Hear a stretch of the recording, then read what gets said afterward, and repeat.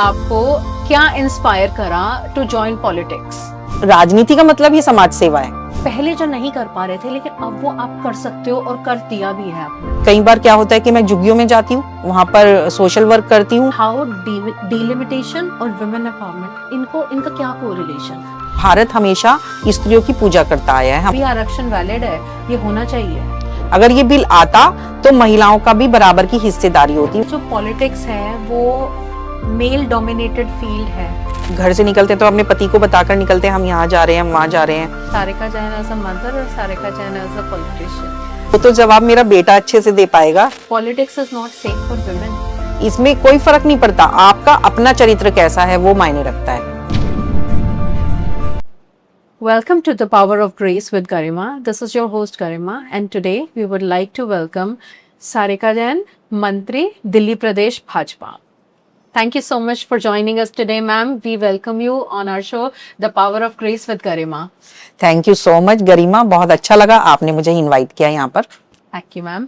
So, ma'am, आज questions तो बहुत सारे हैं आपसे पूछने वाले, पर स्टार्ट मैं एक पर्सनल क्वेश्चन से करना चाहूंगी कि आपको क्या इंस्पायर करा टू जॉइन पॉलिटिक्स?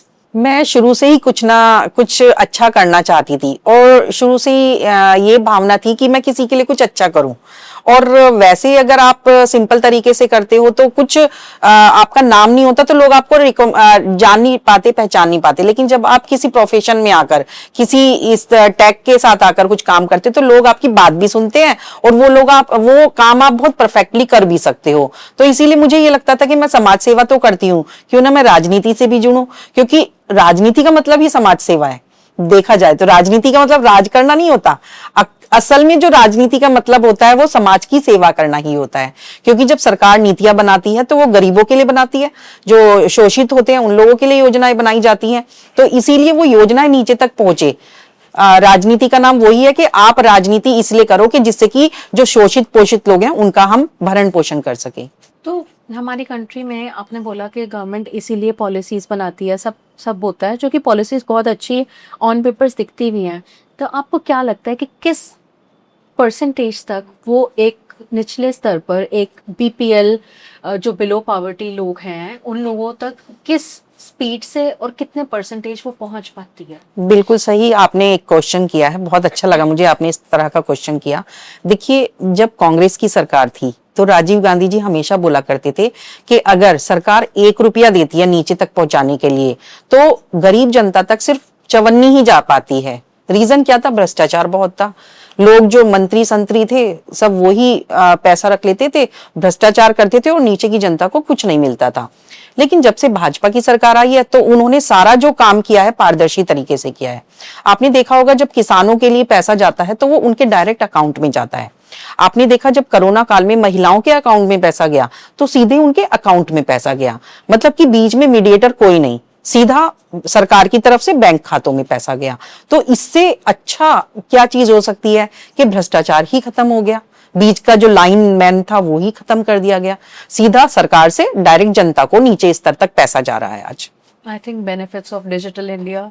बिल्कुल, डिजिटल इंडिया होना भी चाहिए। आप देखो आज गांव में जगह जगह पर इतनी चीजें हो गई हैं, सरकार ने बहुत सारी चीजें दी हैं, वो शहरों में आना ही नहीं चाहते। आप शौचालय जैसी महिलाओं को दूर दूर जाना पड़ता था, महिलाओं की समस्याएं बहुत ज्यादा हैं। तो प्रधानमंत्री जी ने लाल किले पर आकर ये बोला महिलाओं के लिए, बहुत अच्छा लगा कि शौचालय की बात नहीं तो बड़े बड़े हम इकोनॉमिक की बात करते हैं, हम इंडस्ट्रीज की बात करते हैं, बड़ी बड़ी बातें करते हैं, लेकिन प्रधानमंत्री जी की दूरदृष्टि के कारण आज गांव गांव में शौचालय खुले हैं। और उज्ज्वला योजना, पहले आपने देखा होगा कि जो हमारी माताएं बहनी जो पुराने जमाने की चीजें थी वो लकड़ियों पे खाना बनाया करती थी और उनके क्या होता था, शरीर खराब हो जाता था, अंदर से सारा धुआं उनके अंदर जाता था तो वो जल्दी बीमार पड़ जाती थी। हाँ, वो भी दूरदृष्टि प्रधानमंत्री जी ने देखी, सिलेंडर जैसी योजनाएं निकाली, उज्ज्वला योजना जिसको बोलते हैं, और वो भी महिलाओं को घर घर तक पहुंचाई। तो इस तरह की योजनाएं हमारी भाजपा में बनती हैं और डायरेक्ट गांव तक भी जा रही हैं और शहरों में भी लोगों को लाभ हो रहा है। तो अभी करंटली जो इकोनॉमिक वॉर क्राइसिस की वजह से एलपीजी सिलेंडर गैस की इतनी प्रॉब्लम हो रही है, उसमें भी जो कि मैंने देखा है कि जो लीगली जिन लोगों के पास सिलेंडर है वो तो इजीली 25 दिन में आ रहा है, उसकी प्रॉब्लम नहीं है। जो लोग इतनी ब्लैक मार्केटिंग कर रहे हैं जो हमारे डोमेस्टिक हेल्प्स ही हैं उन्हीं को ही हज़ार रुपए किलो के हिसाब से गैस मिल रही है और ये है। तो इस चीज़ के ऊपर आपको लगता है कि कुछ कंप्लाइंस होना चाहिए गवर्नमेंट का, या इसको कैसे रोका जा सकता है? देखो, बिल्कुल आपने बहुत अच्छा ये वाला भी क्वेश्चन करना चाहिए था आपको, क्योंकि आजकल लोगों ने इसको पैनिक बना दिया है। देखिए, सरकार की तरफ से पूरी गैस आ रही है, नीचे तक पूरा सब कुछ ठीक आ रहा है, लेकिन कुछ विपक्षी पार्टियों ने इतना स्टॉक करना शुरू कर दिया, पैनिक फैलाया कि नहीं है। सेम सिचुएशन जो कोविड टाइम पे जब कोविड टाइम पे ऑक्सीजन नहीं थी, सेम Exactly. सिचुएशन अभी भी हुई। कोई कमी नहीं है गैस की, सब जगह सिलेंडर पहुंच रहे हैं, इजीली पहुंच रहे हैं, लेकिन लोगों को पैनिक करने की वजह से लोगों ने क्या सोचा, अपने घर में 4 सिलेंडर स्टॉक कर लेते हैं, वार होने वाली है, पता नहीं 5 सिलेंडर स्टॉक कर लेते हैं। अब जब आप बहुत सारी चीजें अपने घर में स्टॉक कर लोगे, हर व्यक्ति अपने घर में स्टॉक करके रख लेगा, तो क्या होगा, पैनिक वाली सिचुएशन होगी। क्योंकि जो मार्केट में एक चीज जानी थी वो आपने 10 चीजें पहले से ऑलरेडी रख ली, तो क्या होगा। अभी वार चल रहा था, उस टाइम पे लोगों को लगा पेट्रोल ही खत्म हो जाएगा, लेकिन हमारी सरकार ने अगले 3 महीने तक का भी हमारे पास पूरा इंतजाम है, ये नहीं कि आज ही पैनिक। गुड डिप्लोमेटिक स्टेप के मतलब जिन ईरान ने जो पूरी हर जगह की वो रोक रखे हैं merchant navy ships and all, लेकिन इंडिया का क्रॉस हुआ है। देखो, फ्रॉम द बाहर गोलियां चल रही थी, लेकिन हिंदुस्तान में होली खेल रहे थे हम लोग, तो ये बहुत बड़ा एग्जाम्पल है। सारा विश्व लड़ रहा था आपस में, लेकिन इंडिया में हम लोग होली मना रहे थे, दिवाली मना रहे थे। तो ये सरकार आने से, अगर अच्छी सरकार है तो ये बहुत फर्क पड़ता है इन चीजों का। नहीं तो विपक्षी पार्टियों ने तो पैनिक करने की बहुत कोशिश की, चाहे वो सिलेंडर के मामले में हो, चाहे कोविड के टाइम पे ऑक्सीजन के मामले में हो। तो पैनिक नहीं होना है, हमारी सरकार किसी को परेशान करने वाली सरकार नहीं है, तो पैनिक होने की कभी जरूरत नहीं होती ऐसी स्थिति में। कई जगह ब्लैक मार्केटिंग इसकी हो रही है, तो आई थिंक वो मैंने बताया ना, जब आप अनलिमिटेड स्टॉक कर लेंगे, कहीं जगह छापे भी मारे गए, उनके यहाँ से बहुत सारे सिलेंडर्स निकले। जब आप हमारे पास एक रोटी है और एकदम से 10 रोटी की डिमांड आ जाएगी, तो क्या होगा, सब लोगों ने अपने घर में स्टॉक करना शुरू कर दिया, तो वो पैनिक हो गया, लोगों को लगा वाकई में सिलेंडर नहीं है। और जो ब्लैक करने वाले लोग थे वो भी आगे आ गए कि उनको भी मुनाफा नजर आ रहा था, उन्होंने भी और ज्यादा भेड़चाल करनी शुरू कर दी। तो ये होता है पैनिक में। तो और आपको ऐसा पॉलिटिक्स ज्वाइन करने के बाद ऐसी क्या चीज़ लगी कि आप ये चीज़ अब कर पाए हो जो आप पहले थोड़ा रिस्ट्रिक्टेड थे? बिकॉज अभी आप एक अपनी लाइफ में ऐसी पोजीशन अचीव कर चुके हो, your secretary of BJP government from Delhi Pradesh से। तो आप पहले जो नहीं कर पा रहे थे, लेकिन अब वो आप कर सकते हो और कर दिया भी है आपने। देखिए, जब आप किसी पोजीशन पे होते हैं, आपका एक आत्मविश्वास अलग ही होता है। मानते हो इस चीज को कि आपका आत्मविश्वास, आपका लोग सम्मान की दृष्टि से देखते हैं, और आपके जो करने की इच्छा है कुछ करने की, वो भी धरातल पे भी उतर पाता है। नहीं तो बहुत सारी अड़चनें अड़ती हैं। अब मैं जब पॉलिटिक्स में नहीं थी, उससे पहले ही मैंने एनजीओ खोला हुआ था, क्योंकि मैं सोशल वर्कर रही हूँ शुरू से, कुछ ना कुछ समाज के लिए करती आई हूँ। और आज भी कई बार क्या होता है कि मैं झुग्गियों में जाती हूँ, वहां पर सोशल वर्क करती हूँ, वहां के लोग मुझे देखकर बड़े खुश होते हैं। कभी मैं वृद्धाश्रम जाती हूँ, वो लोग आज भी मुझे अपनी बेटी की तरह मानते हैं। जब भी मैं जाती हूँ वो गले लगा लेते हैं मुझे, तो मुझे बहुत अच्छा लगता है इस तरह के काम करना। और राजनीति में आने का मतलब राज करना नहीं होता, आपको समाज सेवा करनी चाहिए और सच्चे दिल से करनी चाहिए। और जो मैं चाहती हूँ वो मैं कर रही हूँ। मेरे को कुछ एक्सपेक्टेशन नहीं है कि मेरे को ये चाहिए वो चाहिए, लेकिन आपका टाइम देश के लिए अच्छे से यूटिलाइज हो, यही आपकी भावना होनी चाहिए। That's a very good thing। और आपको ऐसा क्या लगता है कि आप किसी पर्टिकुलर सेगमेंट के लिए, फॉर एग्जांपल फिजिकली डिसेबल्ड या women who are less empowered, मतलब बेसिकली जो लेस एम्पावर्ड है, चाहे उसमें कोई भी आए, चाहे मेल्स आए, आप उनके लिए being spokes person of BJP, आप उनके लिए क्या कर सकते हैं ऐसा? और देखिए, बहुत सारी चीजें हैं हमारी केंद्र सरकार ने, दिव्यांगजन बोलते हैं उनको, दिव्यांग लोगों के लिए बहुत सारी योजनाएं बनाई हुई हैं। अभी हमने एक प्रोग्राम किया, उसमें हर तरह की मशीनें हम लोग उन लोगों को देते हैं, उनको जीवन यापन हो सके अच्छे से। ऐसी ट्राई साइकिल टाइप की चीजें होती हैं जिसमें कि वो अपना सामान रख के कुछ बेच भी सके और उनको अच्छे से चला भी सके।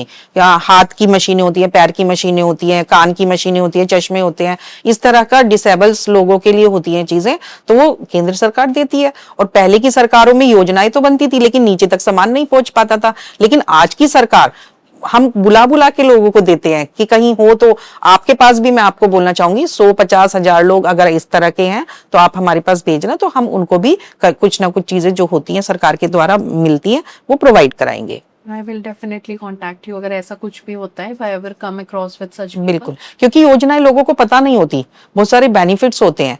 तो हमारे जो भाजपा के कार्यकर्ता हैं उनका भी एक यही ध्येय रहता है कि नीचे तक पहुंचे चीजें, जिससे कि हम लोग उनकी मदद कर सकें। तो अभी रिसेंटली एक बिल है जो पार्लियामेंट में क्लियर नहीं हुआ है, डिलिमिटेशन का। तो उसके ऊपर आप क्या ऐसा बताना चाहेंगी जो नॉलेज अभी लोगों को नहीं है, क्योंकि उसको जोड़ा जा रहा है वुमेन एम्पावरमेंट बिल से। वुमेन एम्पावरमेंट बिल ऑलरेडी पिछले साल पास हो चुका है। तो हाउ डिलिमिटेशन और वुमेन एम्पावरमेंट, इनका क्या कोरिलेशन है? देखिए जो महिला शक्ति वंदन अधिनियम, आप देखिए कितना सुंदर नाम है, वंदन नाम आ रहा है, महिलाओं का वंदन। पहले कभी हम सुनते नहीं थे कि महिलाओं का वंदन हो रहा है, वंदना हो रही है उनकी। आप देखिए भारत हमेशा स्त्रियों की पूजा करता आया है। हमारे देवी देवता जो हैं वो अगर हम हवन भी करते तो इसमें स्त्री का बैठना जरूरी होता है, तभी उस हवन को पूरा माना जाता है। और ऐसे ही प्रधानमंत्री जी की भी सोच है कि जो हमारी देश की आधी आबादी है उनको उनका हक मिल सके। उनका हक तभी मिलेगा जब उनको हम अग्रिम श्रेणी में भी लाएंगे। 2023 में नारी शक्ति वंदन अधिनियम संसद में पारित हुआ। उसको पास कराने के लिए संसद में 1/3 बहुमत की जरूरत होती है। हम 400 पार क्यों कह रहे थे कि अब की बार 400 पार, अगर हमारी सीटें 400 पार होती तो हमें किसी का मुंह देखने की जरूरत नहीं थी इस बिल को पास करने में, और महिला सशक्तिकरण का बहुत अच्छा उदाहरण हम लोग पेश कर सकते थे। लेकिन हमारी थोड़ी सीटें कम रह गई, हमें विपक्ष से समर्थन मांगना पड़ा। तो जब 2023 में ये पास हो गया बिल, सभी विपक्षी दल भी मान गए ठीक है, लेकिन जब अब पास होने की बारी आई तो उन्होंने बहुत सारी कमियां निकालनी शुरू करी। कभी कहते हैं लिमिट परिसीमन नहीं होना चाहिए, कभी कहते हैं 543 सीटों पे क्यों आप महिलाओं को नहीं दे रहे हो सीट, 850 ही क्यों, क्योंकि जो ये नया बिल है इसमें 850 सीट का प्रावधान है। महिलाओं को 850 सीट, मतलब खाली महिलाओं को नहीं, 850 सीटों में से 33% महिलाओं को जानी चाहिए, ये बिल है। तो जो कांग्रेस पार्टी है, समाजवादी पार्टी है, टीएमके पार्टी है, टीएमसी पार्टी है, डीएमके, तो उन लोगों ने इस बिल को पास नहीं होने दिया। और जब ये बिल पास नहीं हुआ, उन्होंने इस चीज की खुशी मनाई और कहने लगे अब लोकतंत्र की जीत हुई है। तो मैं कहना चाहती हूँ, जब आप बेटियों को हराते हो, महिलाओं को हराते हो, और उसके बाद टेबल को ठोक ठोक कर आप हंसते हो उन महिलाओं पे, तो क्या ये महिला सम्मान है? ये जो दूसरी विपक्षी पार्टियां, ये हमेशा से महिलाओं का अपमान करती आई हैं, और आज संसद में भी यही हुआ। जिस तरह से इन्होंने ठहाके मार के हंसे महिलाओं पर जब ये बिल रद्द हो गया। ये चाहते नहीं कि महिलाएं संसद तक आए। हमारी ग्राम पंचायत होती है उसमें ज्यादातर महिलाएं होती हैं, या हमारे निगम के चुनाव होते हैं उसमें 50% महिलाएं होती हैं। लेकिन मोदी जी की दूरदर्शी सोच थी कि जो महिलाएं हैं वो पॉलिश होती हैं, घर में बहुत सारी जिम्मेदारियां उनके ऊपर होती है, और एक समझ लो घर का वो मैनेजर होती हैं, और उसको बहुत अच्छे से पॉलिश करती है अपनी चीजों को, और बहुत अच्छे से इंप्लीमेंट करती हैं। घर का पिलर भी होती हैं महिलाएं। अगर महिलाएं बैठ जाती हैं तो समझो घर अस्त व्यस्त हो गया, और आप भी एक महिला है, इस चीज को अच्छे से समझते होंगे। तो मैनेजमेंट जितना अच्छा महिलाएं कर सकती हैं, मुझे नहीं लगता कि कोई और कर सकता है। तो मोदी जी ने अपनी दूरदृष्टि के कारण ये सोचा कि 33% महिलाएं अगर हमारी संसद में होंगी, अगर हमारी विधानसभा में होंगी, तो क्या होगा, वो भी नीति निर्धारण करने में बैठेंगी। जब नए कानून बनते हैं तो उनको भी बैठाया जाएगा, वो अपने एक्सपीरियंस शेयर करेंगी। जब एक्सपीरियंस उनको निजी जिंदगी से आते हैं, बहुत सारी महिलाओं से हम लोग मिलते हैं, उनका दुख दर्द झेल देखते हैं, वो बताती है हमें, तो हमारे दिमाग में बहुत सारे आइडियाज आते हैं कि क्यों ना महिलाओं के लिए ऐसा किया जाए, या पूरे देश में ऐसा किया जाए। नीति निर्धारण करने में अगर महिलाएं बैठेंगी तो मुझे लगता है देश की तरक्की और अधिक होगी। तो इसीलिए मोदी जी ने ये बिल लाने की कोशिश की कि नारी शक्ति वंदन अधिनियम पास हो, लेकिन विपक्षी पार्टियों ने इसको पास नहीं होने दिया और बहुत ज्यादा महिलाओं को अपमान की स्थिति में लाकर खड़ा कर दिया। मैम आप कह रहे हो अभी हमारे पास 543 सीट्स होती हैं अपर हाउस में, है ना? तो 850 सीट्स चाहिए, जिसमें 33% ऑलमोस्ट, मतलब ये इसके लिए विमेन के लिए सिक्योर करके रख रही हैं। तो वो सिर्फ 33% ही उनको अलॉट होंगी, या 33% से ज्यादा भी मिल सकती हैं? मतलब 30, व्हाट आई मीन टू से कि 33 से ज्यादा में भी विमेन हो सकती है बिना कोटा के? नहीं, बिना कोट, देखो माना बीजेपी ने कर दिया 33%, बाकी और पार्टियां तो नहीं करेंगी ना फिर। ये तो पूरे सबके लिए, आने वाली सरकारों के लिए भी होना चाहिए ना, ये तो एक बिल पास होना चाहिए। ऐसे बिना उसके तो कैसे क्या होगा। अगर 33% संसद में पास हो जाता है तो ये एक जरूरत की चीज हो जाती है, ये एक मजबूरी हो जाती है कि महिलाओं को 33% देना ही है। अदरवाइज तो आज तक नहीं महिलाओं को अपना हक मिल पाया। आप देखो 70 दशक से महिलाएं स्ट्रगल करती आ रही हैं, इतना मेहनत करती आ रही है, लेकिन ऊपर तक पहुंच नहीं पाती हैं, सिर्फ पंचायत तक सीमित रह जाती हैं। अगर आगे जाएंगी तो महिलाएं बहुत कुछ अच्छा कर सकती हैं। आज देश की बेटियां पायलट हैं, इंजीनियर हैं, हर फील्ड में है, हर फील्ड में है। लेकिन राजनीति में क्यों नहीं, क्यों कम परसेंट है। आप विदेशों में जाकर देखो, कहीं पर 40% महिलाएं हैं राजनीति में, कहीं पर 60% है और कहीं पर 50% है, लेकिन इंडिया में कितनी है, 14%। अगर ये बात बेटियों के साथ प्रधानमंत्री जी खड़े हैं, आज उनको उनका हक दिलाने की बात कर रहे हैं, तो क्यों उनके पेट में दर्द हो रहा है, क्यों अपोजिशन को पेट में दर्द हो रहा है। क्योंकि वो लोग नहीं चाहते, वो परिवारवाद वाले लोग हैं। परिवारवाद के कारण वो नहीं चाहते कि और आम महिलाएं संसद तक आए, क्योंकि हम जैसे लोग मेहनत करके यहां तक पहुंचे हैं। अपोजिशन पार्टी नहीं चाहती कि देश की महिलाएं संसद तक आए, विधानसभा तक आए या नीतियां बनाए। वो चाहते हैं कि समाजवादी पार्टी के लिए डिंपल यादव और कांग्रेस पार्टी के लिए प्रियंका गांधी और सोनिया गांधी, इससे आगे वो बढ़ना ही नहीं चाहते हैं, क्योंकि वो परिवारवाद में जकड़े हुए हैं। आप ये देखिए कि महिलाएं इतनी सक्षम होने के बाद भी सिर्फ 14% महिलाएं भारत की राजनीति में इन्वॉल्व हैं, और अगर 33% हो जाएंगी तो हमारे देश की प्रगति होने से कोई रोक नहीं सकता।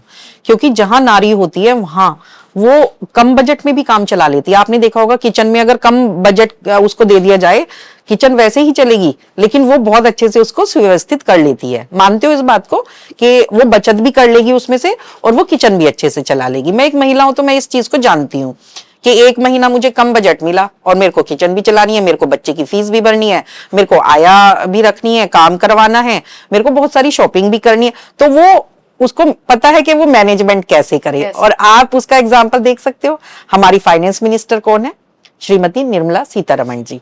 और हमारी राष्ट्रपति जी कौन है, वो भी एक महिला है। हमारी दिल्ली जो देश की राजधानी है उसकी सीएम भी हमारी महिला है। तो हमारी पार्टी में महिलाओं को नेतृत्व मिलता है, लेकिन सभी पार्टियों से मिलेगा तो हमारा देश और भी अच्छा बनेगा, इसीलिए ये बिल लाया जा रहा है। ओके मैम, आपने बोला अभी जैसे हमारे राज्यसभा में 543 सीट्स होती हैं, तो ये 850 इंक्रीज करनी पड़ेंगी 850 तक। 850 में 33% अप्रोक्सीमेटली पड़ेगा 280, है ना, 280 होगा। तो अगर ये इक्वालिटी आपको लग रहा है कि 850 में 280 इज इक्वालिटी, अगर ये हो ही रहा है तो व्हाई नॉट 50-50?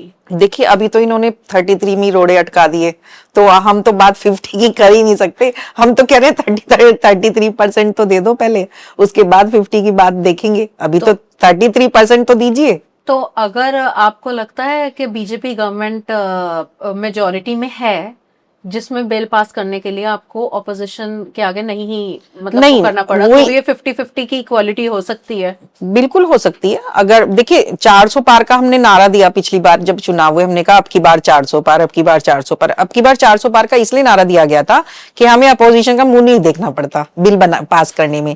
आज हमें अपोजिशन से बात करनी पड़ती है और उनसे बोलना पड़ता है कि देखो ये देश के लिए अच्छा है, लेकिन नहीं मानते वो। आपको पता है कि हर देश के लिए जो भी अच्छी चीजें होती है, चाहे सर्जिकल स्ट्राइक हो, ऑपरेशन सिंदूर हो, ट्रिपल तलाक हो, बहुत सारी ऐसी चीजें हैं, राम मंदिर का निर्माण हो, हर चीज में विपक्ष ने हंगामा किया है। जो भी देश के लिए अच्छी अब जैसे हमारे सैनिक सर्जिकल स्ट्राइक करते हैं, ऑपरेशन सिंदूर करते हैं, तो उसमें भी इन लोगों को प्रॉब्लम हुई। जब AI समिट हुआ दिल्ली में भारत मंडपम में, उसमें भी इनको तकलीफ हुई। तो मोदी जी का विरोध करते करते देश का विरोध करने चले गए ये लोग। ये चाहते ही नहीं कि देश की तरक्की हो। इनको तो ये है कि देश किस तरह से बर्बाद हो, और ये भाजपा होने नहीं देगी। प्रधानमंत्री जी की दूरदर्शी सोच है कि हमारा देश 2047 तक विकसित राष्ट्र बने, और उसके लिए महिलाओं का योगदान भी जरूरी है। अगर बीजेपी फुल पावर में होती है तो हम ये एक्सपेक्ट कर सकते हैं कि 33% से रेज होकर ये बिल एकदम इक्वालिटी पर हो जाए, 50% मेल 50% फीमेल। हाँ बिल्कुल हो सकता है। देखिए अभी क्या है कि जो निगम के चुनाव होते हैं उनमें भी 50% महिलाओं को टिकट देती है भाजपा हमेशा से, और पंचायत चुनाव होते हैं उसमें भी लगभग 50% या 50% क्या, मुझे 90% पंचायत चुनाव में महिलाएं ही होती हैं। तो जब तक उनको सिखाने के लिए नेतृत्व करना नहीं सिखाओगे तब तक वो कैसे नेतृत्व करेंगी। हर किसी को एक एग्जाम्पल के तौर पे कुछ ना कुछ देना पड़ता है कि भाई आप इस चीज को सीखो। अब पंचायत में तो उन्होंने सीख लिया कैसे राज करना है। निगम जब चुनाव होते हैं उसमें भी महिलाएं नेतृत्व करती हैं, लेकिन जब संसद की बात आती है, जब विधानसभा की बात आती है, तो महिलाएं वहां पर बहुत कम होती हैं। तो इसीलिए ये बिल हम पास कराना चाहते थे, मतलब भाजपा प्रधानमंत्री जी इस बिल को पास कराना चाहते हैं। और उन्होंने बोला है कि हम अभी हार के नहीं बैठेंगे, हम अभी थक के नहीं बैठेंगे, जब भी हमारे हाथ में कुछ इस तरह का आएगा हम इस बिल को जरूर पास करेंगे। तो मैम ये 850 सीट्स ऐसे एकदम इसकी एलोकेशन कैसे होगी? ये एकदम से डबल हो जाएगी या रीजन वाइज? जैसे दिल्ली एक छोटा राज्य है एज कंपेयर टू यूपी, लेकिन it is the capital of the country. वो हमारे देश की राजधानी है, लेकिन उसमें सिर्फ 7 एमपीज हैं, 7 एमपी हैं, बट उसकी पॉपुलेशन बहुत ज्यादा है इन कंपैरिजन टू लद्दाख या कोई और रीजन ऐसा। तो इसमें किस किस रेशो से इन एमपीज की सीट्स बढ़ेंगी? संसद में ये बात की गई कि जब आप इस बिल को लाओगे बहुत सारे इफ एंड बट आए, और हमारे गृह मंत्री अमित शाह जी ने और प्रधानमंत्री जी ने 2 दिन तक पूरा समझाया गया उनको कि नहीं नहीं ऐसा करने से ऐसा नहीं होगा, ऐसा होगा, ऐसा करने से ऐसा नहीं होगा, ऐसा होगा।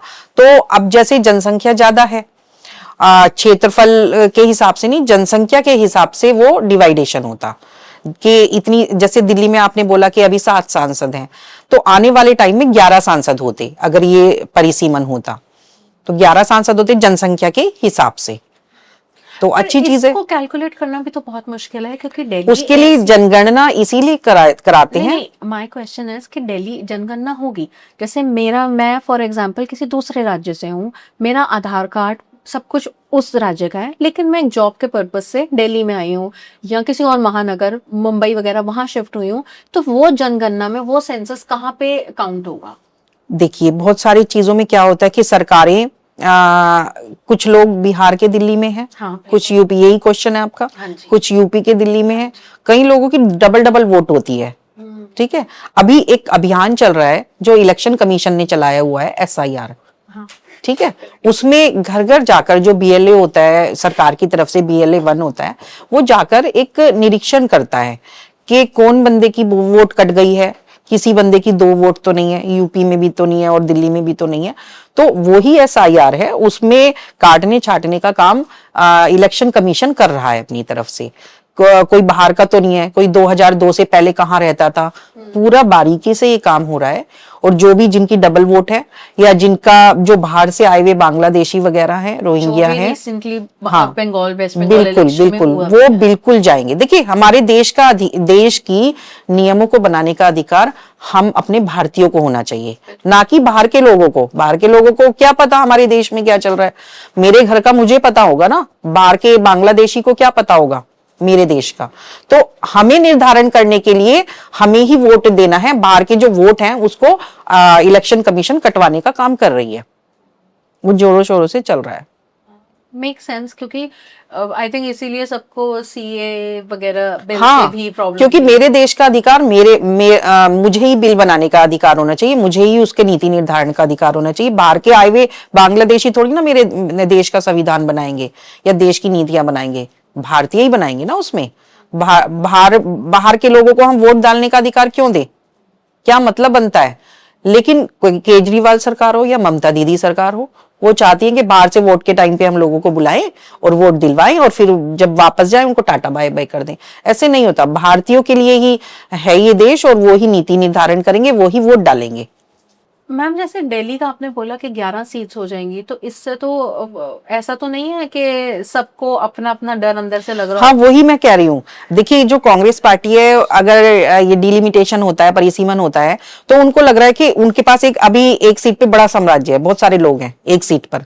ठीक है, माना मैं दिल्ली का एग्जांपल लेती हूँ, दिल्ली में आज 7 सीटें हैं, लेकिन आने वाले टाइम में उसमें 11 सीटें हो जाएंगी, तो जो 7 सांसद है वो 11 में तब्दील हो गए।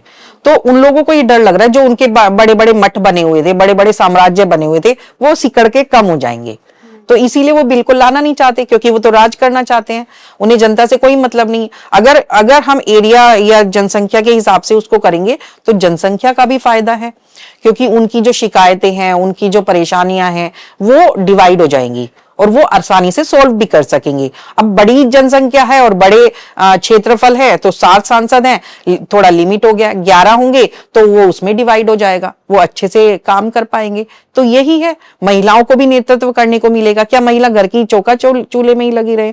आप देखिए, मैं अपना भी एग्जाम्पल देती हूँ, या परसों मैं एक मोदी जी का स्टेटमेंट देख रही थी, उसमें उन्होंने बोला कि जब घर में एक बाप और एक बेटा बात कर रहे होते हैं और एक माँ चाय देने आ जाती है, तो उसको ये बोलते हैं कि नहीं नहीं तुम चाय रखो और चले जाओ, हम लोग बात कर लेंगे। तो उसको ये अधिकार नहीं दिया जाता घर में कि वो घर के जो चीजें हो रही है उसमें निर्णय ले सके या उसमें कोई दखल अंदाजी कर सके।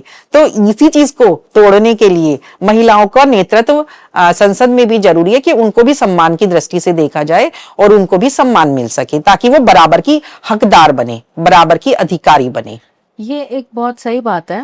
It is not just with home makers. मैंने अपने कॉर्पोरेट लाइफ में जब मैं थी तो बहुत सी हाई डेजिग्नेटेड लेडीज़ ऐसी होती थी जिनकी 2-2 लाख रुपए महीने की सैलरी है और अच्छी डेजिग्नेशन पर है, लेकिन फाइनेंशियल इंडिपेंडेंस उनको नहीं थी अपने फाइनेंशियल डिसीजन लेने के लिए। Either their husbands are dominating them कि हाँ तुम्हें नहीं पता, लाओ ऐसे टैक्स फाइल करना है, ऐसे ये करना है। तो I think this statement is correct for everyone, corporate में भी हो चाहे लेडी वर्किंग हो, तो ये थोड़ा सा डिस्क्रिमिनेशन तो होता है। देखिए क्या होता है कि सबसे ज्यादा पायलट जो महिलाएं हैं वो इंडिया में आज की डेट में, आपको मालूम है ये सबसे ज्यादा पायलट महिलाएं इंडिया में हैं। और महिलाओं को तो प्लेन चलाना नहीं आता था ना, उन्होंने सीखा, इम्प्लीमेंट किया, तभी आया ना। आज महिलाएं सीए भी हैं, आज महिलाएं डॉक्टर भी हैं। तो जब तक उनके हाथ में नेतृत्व नहीं दोगे तब तक वो कैसे सीख पाएंगी? बच्चा कभी भी माँ के पेट से सीख कर नहीं आता, जब वो जन्म लेता है, दुनियादारी को देखता है, उसके ऊपर चीजें आती हैं, तभी वो उसको सीख पाता है। और ऐसे ही महिलाएं भी हैं, जब तक आप जिम्मेदारी ही नहीं दे रहे हो उसको, तो वो कैसे सीखेंगी? बच्चा भी जब छोटा होता है, घर में उसको जिम्मेदारी दी जाती है, माँ बाप ये सोचते हैं एक बार गलत करेगा, 2 बार गलत करेगा, तीसरी बार तो सीखेगा ही ना। तो उसको जिम्मेदारी देने के लिए ही प्रधानमंत्री जी ये बिल ला रहे हैं कि भाई महिलाएं भी नेतृत्व करेंगी तो वो उनसे अच्छा डिसीजन तो कोई ले ही नहीं सकता है। और मैम इसमें जो 33% लेडीज को मिलेगा, उस 33% में भी क्या कुछ रिजर्वेशन, आरक्षण, कोटा ऐसा कुछ होगा? देखिए, मैंने पहले भी आपसे बोला कि 33% ही पास नहीं हो रहा, कोटे की तो बाद में बात करेंगे ना। पहले महिलाओं को ये वाला सम्मान तो दिलाएं, उसके बाद वो वाली बात भी होगी। सभी का सम्मान होगा उसमें, कि कोई भी वंचित नहीं रहेगा। जब 33% महिलाओं के लिए, तो सभी तरह की महिलाएं उसमें आने वाली हैं, इसलिए किसी को भी घबराने की जरूरत नहीं है। ऐसा कुछ तो नहीं होगा कि इतना 33% में ना ना ना, 10% ऐसा इस कुछ नहीं, कैटेगरी की महिला के लिए ऐसा कुछ नहीं है। सभी को समान नजरों से देखा जाएगा, सभी के लिए बिल है, सभी महिलाओं के लिए बिल है। और वैसे इन जनरल इस डिलिमिटेशन बिल में नहीं, लेकिन इन जनरल आपका अपनी ओपिनियन क्या है आरक्षण के ऊपर? कि डू यू थिंक कि हमारे युवा पीढ़ी के लिए, हमारे हिंदुस्तान के लिए ये एक सही चीज है, सही वो है? क्योंकि जो, ठीक है मैं मानती हूँ इन द पास्ट बहुत गलतियां हुई होंगी हमारे एंसेस्टर्स से, किसी को दबाया, किसी पर्टिकुलर कास्ट को दबाया या कुछ भी करा, बट डू यू थिंक वो अभी भी हो रहा है? अभी आरक्षण वैलिड है? ये होना चाहिए? बिल्कुल होना चाहिए। अभी जब ये बिल 2023 में पास हुआ और संसद में 3 दिन बहस भी चली अभी रिसेंटली, 16, 17, 18 तारीख में, तो 16 या 17 तारीख को विज्ञान भवन में महिलाओं का एक बहुत बड़ा सम्मेलन हुआ, जिसमें कि प्रधानमंत्री जी भी आए और महिलाओं का जोश देखने लायक था, क्योंकि तब तक वो बिल रद्द नहीं हुआ था। महिलाएं बढ़ चढ़कर, इंटरप्रेन्योर्स महिलाएं, मतलब हर तरह की महिलाएं वहां पर मौजूद थी, हर तरह की महिलाएं वहां पर आई। उन्होंने बड़ी खुशी जाहिर की कि देखो हमें भी अब संसद जाने का मौका मिलेगा, हमें भी अब विधानसभा जाने का मौका मिलेगा। लेकिन थोड़ी देर में, अगले दिन ही वो सपना सब महिलाओं का चूर हो गया। क्यों? क्योंकि ये बिल रद्द हो गया। तो महिलाएं अंदर से खुश थी कि ये बिल आए। अगर ये बिल आता तो महिलाओं का भी बराबर की हिस्सेदारी होती, वो भी खुश होती कि हमें भी संसद में नीति निर्धारण करने में सबके साथ बैठने का मौका मिलेगा और विधानसभाओं में भी बैठने का मौका मिलेगा। ये बिल अगर पास होता है तो आप कह रहे हो महिलाएं बहुत खुश हैं, हमें संसद में बैठने का मौका मिलेगा। ऐसा तो है नहीं ना कि घर से कोई लेडी होम मेकर है, उसको सीधा उठाकर एमपी बना दिया। इसका क्या प्रोसीजर होगा? सारा जो संसद में आएंगी वो कौन सी महिलाएं होंगी? कोई जनरल, जैसे मैं एक होम मेकर हूँ, क्या मैं सीधा उठ के संसद में बैठ ये सभी के लिए है, ये बिल किसी, ये नहीं कि मैं पॉलिटिक्स में हूं तो मेरे लिए ही है, ये तो सभी महिलाओं के लिए बिल है, कोई भी आ सकता है, सबके लिए ओपन अपॉर्चुनिटी होगी। अपना भाग्य भी होता है हर किसी का, हर किसी का अपना भाग्य भी होता है, और ये सभी के लिए ओपन था। इसीलिए तो आप देखो विज्ञान भवन की आप फुटेज देखो, कहीं वीडियोस देखो, इतनी महिलाएं खुश थी कि हमें भी अपॉर्चुनिटी मिलेगी, क्योंकि इतनी महिलाएं पॉलिटिक्स में नहीं है। नई महिलाएं आती, नई जुड़ती महिलाएं, उनको भी अपॉर्चुनिटीज मिलती इन चीजों के करने में। मतलब जैसे आप हो, आप भी पॉलिटिक्स ज्वाइन करती, आपको भी अपॉर्चुनिटी मिलती। बट फिर भी एक हाई हायरार्की, एक प्रोसेस तो होता है। बिल्कुल, हर किसी की कैपेबिलिटी देखी जाती है। कोई भी है, अभी अपनी कंपनी में कोई जॉब देता है तो उसकी प्रोफाइल देखी जाती है, देखी जाती है ना। तो ऐसा तो नहीं कि उसमें उतना टैलेंट भी होना चाहिए कि भाई वो उस कुर्सी के लायक है या नहीं है, हर किसी को तो नहीं बिठाया जा सकता। लेकिन वो अपॉर्चुनिटी सबके लिए थी, उसमें हो सकता है बहुत अच्छी कैपेबिलिटी हो सकता है बहुत अच्छा गुण हो उनमें उस चीज को नेतृत्व करने का। तो यही है। देखिए, ये जो नारी शक्ति वंदन अधिनियम था, 21वीं सदी का ये महायज्ञ था, लेकिन ये रद्द कर दिया गया। रद्द क्यों कर दिया गया? आपने देखा होगा, पहले त्रेता युग होता था, द्वापर युग होता था, उसमें प्रभु श्री राम जी यज्ञ किया करते थे, देवता गण यज्ञ किया करते थे, और राक्षस आकर उसमें क्या करते थे, यज्ञ में भंग डाल देते थे, यानी कि उसको जिससे कि वो विघ्न डाल दिया करते थे, हड्डियां फेंकते थे, रक्त फेंकते थे उसमें, जिससे कि यज्ञ पूरा ना हो सके। तो आज भी यही हुआ, जब नारी शक्ति वंदन अधिनियम संसद में लाया गया तो कुछ राक्षस प्रवृत्ति के लोग आए और उन्होंने उस नियम को, नारी शक्ति वंदन अधिनियम को रद्द कर दिया, उसका समर्थन नहीं किया, और उसमें राक्षस की तरह बार बार हंसे महिलाओं पर। तो ये महिलाओं ने देखा, महिलाएं कभी भी अपना अपमान नहीं भूलती हैं। जैसे द्वापर और त्रेता युग में रिपीट हुआ था, ऐसे 21वीं सदी में भी ये रिपीट हुआ है, और पहले भी महिलाओं की जीत हुई तो अभी भी महिलाओं की जीत होगी। आने वाला समय महिलाओं का है, आज नहीं तो कल। सोना जितना तपता है उतनी ही ताकत भरता है, सोने को जितनी आग लगे वो उतना प्रखर निखरता है। तो महिलाएं दबने वाली तो है नहीं, आज नहीं तो कल जरूर उदय होगा। और मैम, आपको लगता है कि जो पॉलिटिक्स है वो मेल डोमिनेटेड फील्ड है? डू यू थिंक, मतलब ये तो चलो डिलिमिटेशन की बात हो रही है, डिलिमिटेशन अभी नहीं आया, इन फ्यूचर आएगा, but do you really think कि जो पॉलिटिक्स है उसको इवेंचुअली मेल ही लीड कर रहे हैं? देखिए, इस चीज को हम अपने घर से लेकर चलते हैं, क्योंकि जब हम घर से निकलते हैं तो पुरुष होते हैं, मतलब अब हम घर से निकलते हैं तो अपने पति को बताकर निकलते हैं, हम यहाँ जा रहे हैं, हम वहां जा रहे हैं। बेटा भी देखता है हम लोगों को कि भाई यही आगे चलता रहता है, और ऐसा हुआ भी है। लेकिन आपके अंदर क्षमता होनी चाहिए कि आप उसको कैसे लीड करते हो, आपके अंदर वो नेतृत्व करने की क्षमता होनी चाहिए। आपने देखा हमारी स्वर्गीय सुषमा स्वराज जी, वो इतने सारे सबके साथ मिलजुल कर चलती थी, और बहुत अच्छा उन्होंने नेतृत्व किया। तो हमें सीखना चाहिए, जो हमारी सीनियर लीडर रह चुके हैं उनसे हमें बहुत कुछ सीखने को मिलता है। हमारी फाइनेंस मिनिस्टर निर्मला सीतारमण जी, उनसे हमें बहुत सीखने को मिलता है। और हमारा इतिहास रहा है, नारियों ने बहुत नेतृत्व किया है। रानी झांसी की रानी थी, और साउथ की तरफ देखो बहुत सारी रानियों ने राज किया है। तो उनसे हमें प्रेरणा मिलती है, उनसे हमें सीखना चाहिए। हमें नेतृत्व करने की प्रेरणा महिलाओं से लेनी चाहिए। ऐसी हमें बुक्स भी पढ़नी चाहिए कि क्या हम इंप्लीमेंट कर सकते हैं अपने ऊपर, क्या हम और चीजें कर सकते हैं जिससे कि हम भी नेतृत्व कर सकें। तो हम बचपन से सीख कर नहीं आते कुछ भी, हम जो देखते हैं वही आगे फॉलो करते हैं। तो इसीलिए ऐसा कुछ होना चाहिए कि उसको हम बदल सकें, कुछ अच्छा कर सके, और जो अच्छी महिलाएं देश की रही हैं उनसे हमें लेसन सीखना चाहिए।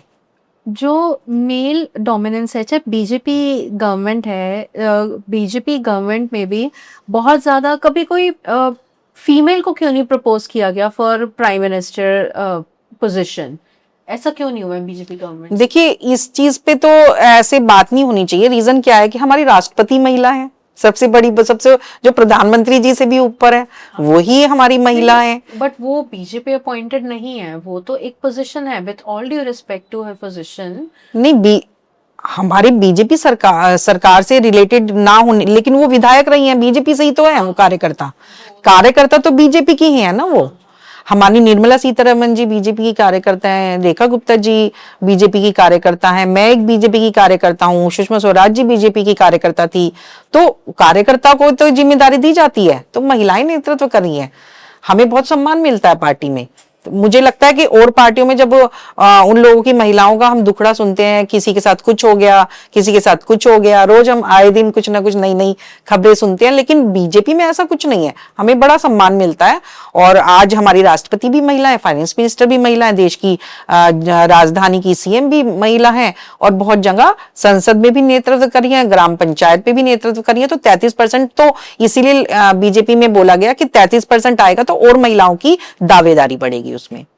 तो अभी आपने बोला कि दूसरी पार्टीज की लेडीज का कुछ ना कुछ सुनने को मिलता है, तो आर यू सेइंग कि still politics is not safe for women? देखिए, मुझसे भी सवाल किए जाते हैं कि नहीं, पहले पेरेंट्स को ही समझाना मुश्किल हो जाता है, जब आप पॉलिटिक्स में जाते हो उनको ही 10 चीजें बतानी पड़ती हैं। मेरे साथ भी ऐसे ही हुआ। मैंने मम्मी को 6 महीने तक नहीं बताया कि मैंने पॉलिटिक्स ज्वाइन किया है, क्योंकि बोलती तो वो मना ही करती। अब फिर धीरे धीरे उनको मैंने कहा नहीं बहुत अच्छा है, ये है वो है, देखा तो मुझे भी अच्छा लगा क्योंकि बड़ा सम्मान मिलता है। ऐसा नहीं है कि हर किसी की अपनी भी फितरत होती है ना, महिलाओं की या पुरुषों की।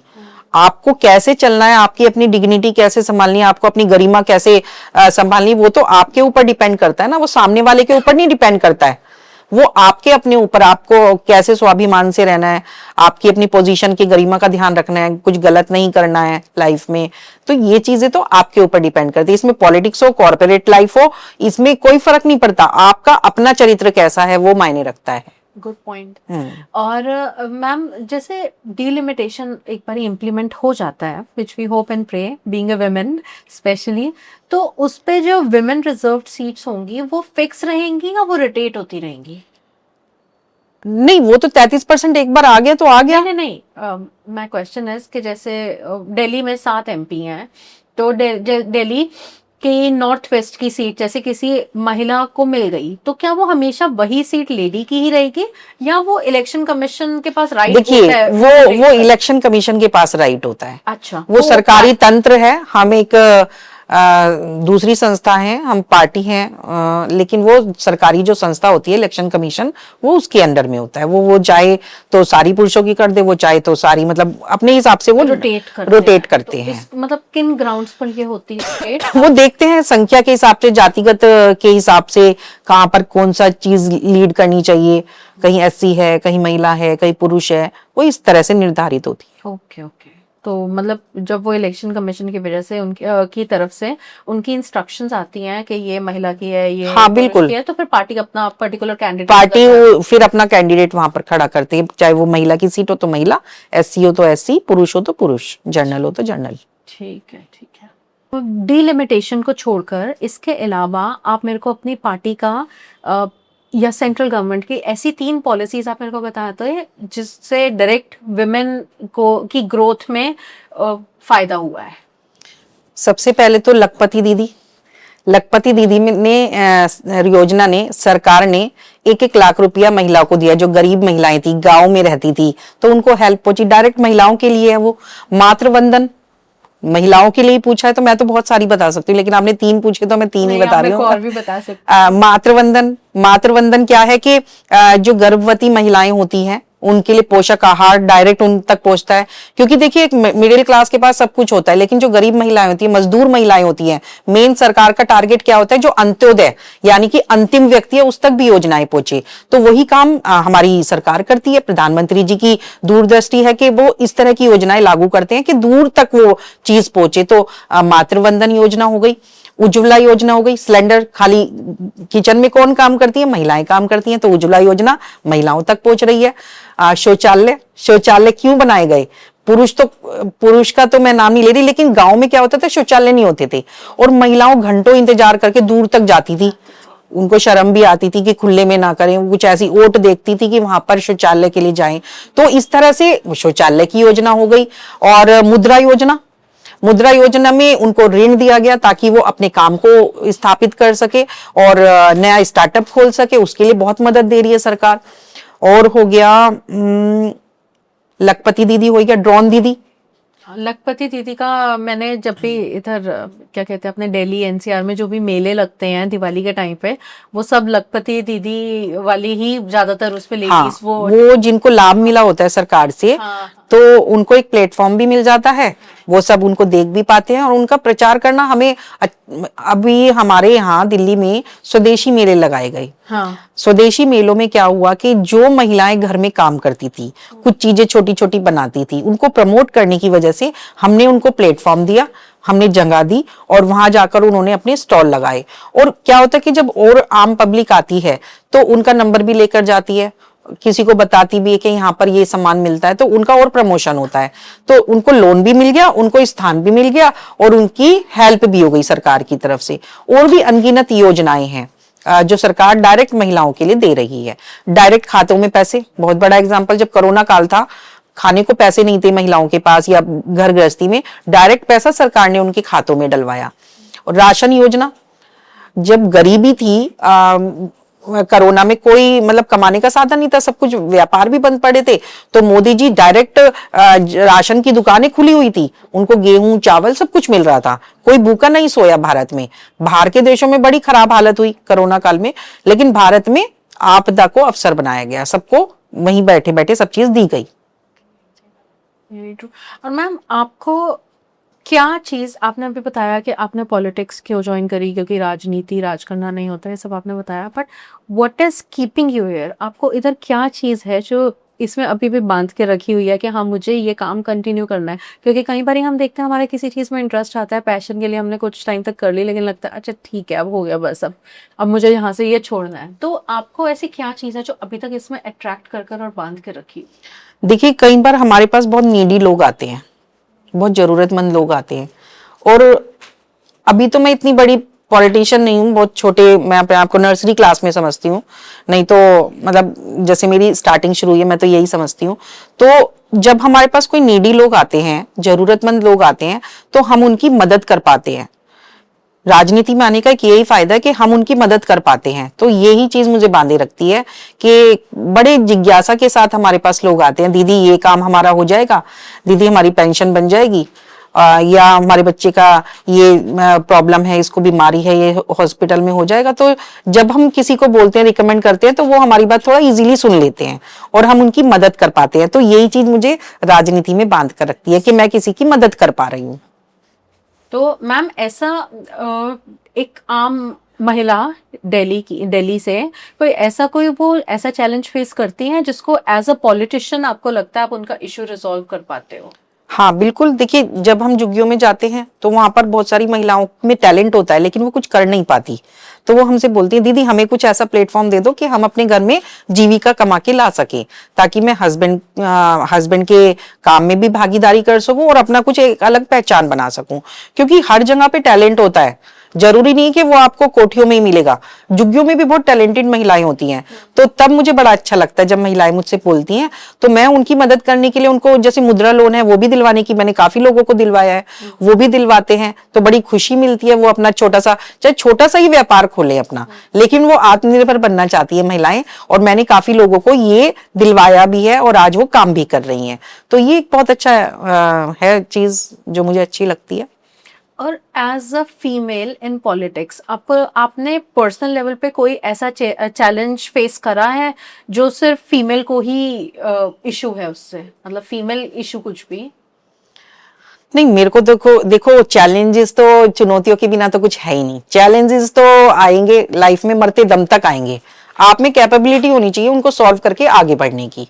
चैलेंजेस लाइफ में आएंगे, वो आते ही इसीलिए कि आप, ईश्वर चुनौतियां उनको ही देता है जो उसके सक्षम होते हैं करने के लिए, नहीं तो हर किसी के पास थोड़ी ना आता है। बहुत सारे राजघराने से आते हैं, वो आकर राज कर लेते हैं, लेकिन जो नीचे से उठकर आते हैं, देखिए मेरे आगे पीछे तो राजनीति में कोई है नहीं, मैं यहाँ तक भी आई हूँ तो अपनी मेहनत से आई हूँ।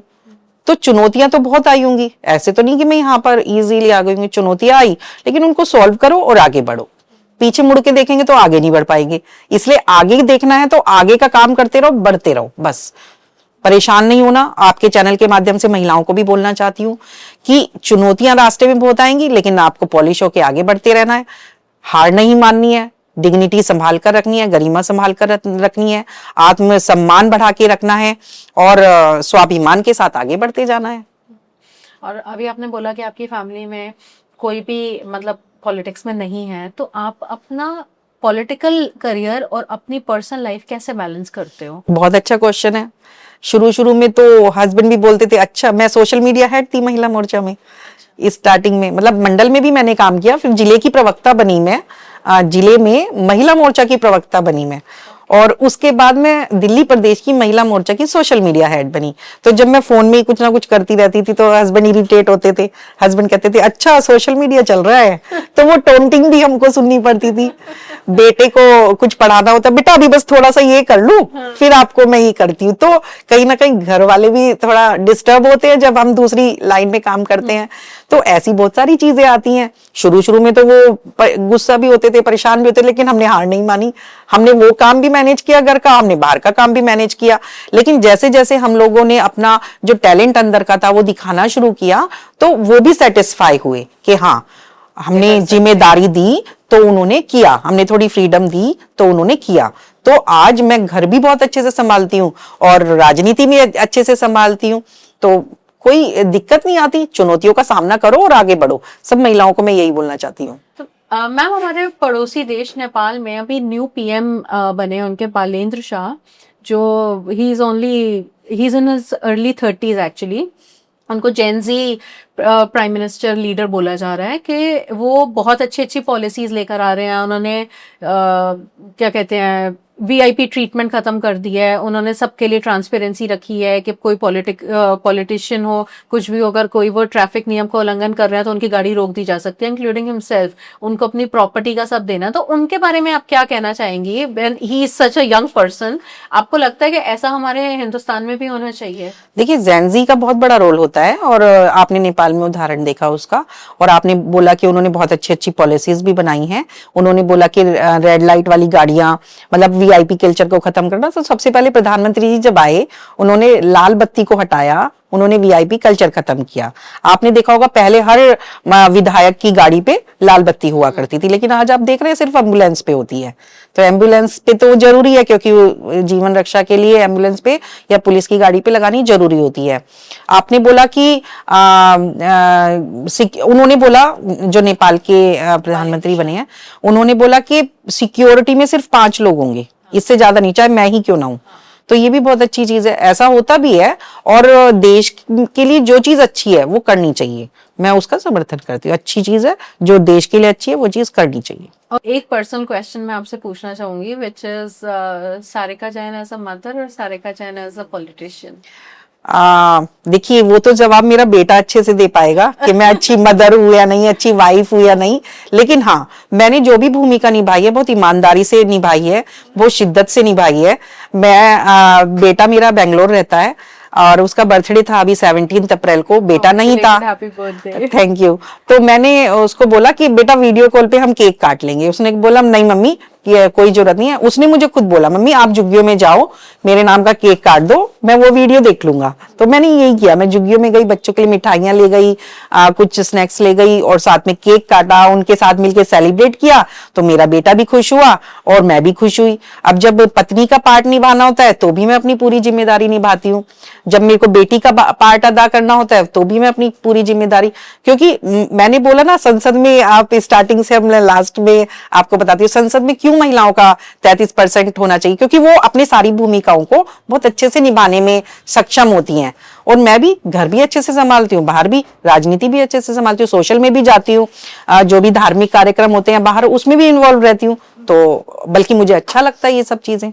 सो मैम आपने एक टर्म अभी बहुत बार यूज करी है इस कॉन्वर्सेशन में, झुग्गी झोपड़ी में बहुत से लोग रहते हैं, और जो हमारे देश का एक दुर्भाग्यपूर्ण सच ये है कि वो है, अभी एग्जिस्ट करता है स्लम एरियाज, ठीक है।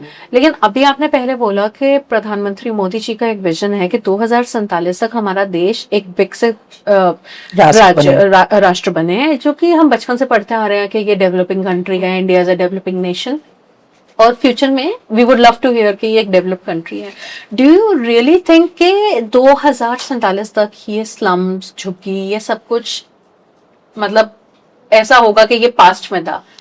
मैं उसके लिए बताना चाहती हूँ, सबसे पहले देखिए सरकार कितनी भी नीतियां बना ले, लेकिन जब तक आम लोगों का उसमें साथ नहीं होगा तब तक वो खरी नहीं उतरती हैं। अब मैं जुग्गी से हट के थोड़ा स्वच्छता पे बोलती हूँ। माना स्वच्छता अभियान हम लोग चलाते हैं, तो उसमें खाली प्रधानमंत्री जी थोड़ी ना सफाई करेंगे आके, हम लोगों की भी तो जिम्मेदारी है ना। अब जुग्गी में जो लोग रहते हैं उनकी जिम्मेदारी है ना कि हम अपने एरिया को साफ रखें। वहां पर आपको सारी सुविधाएं दे रहे हैं।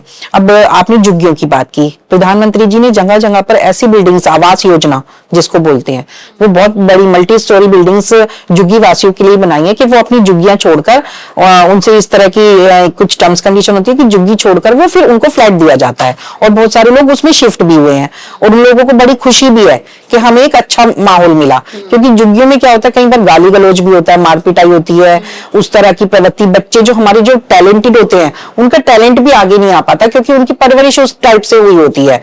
तो इसीलिए उस वातावरण से निकल के एक बिल्डिंग में आए, वहां पर खेलकूद का भी परिसर हो, सारी सुविधाएं हो, पेड़ पौधे लगे हो, पार्क हो बच्चों के खेलने के लिए, तो इससे बेहतर क्या हो सकता है।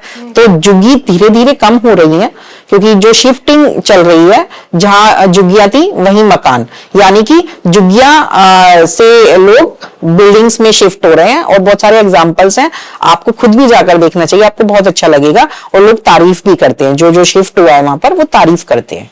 Thank you so much for your time today ma'am. Thank you so much Garima. आपने जो डीलिमिटेशन और वुमेन नारी शक्ति बिल, इसके बारे में, अमेंडमेंट के बारे में हमें जो जो बताया, I think it was very insightful और बहुत अच्छी नॉलेज आपने दी।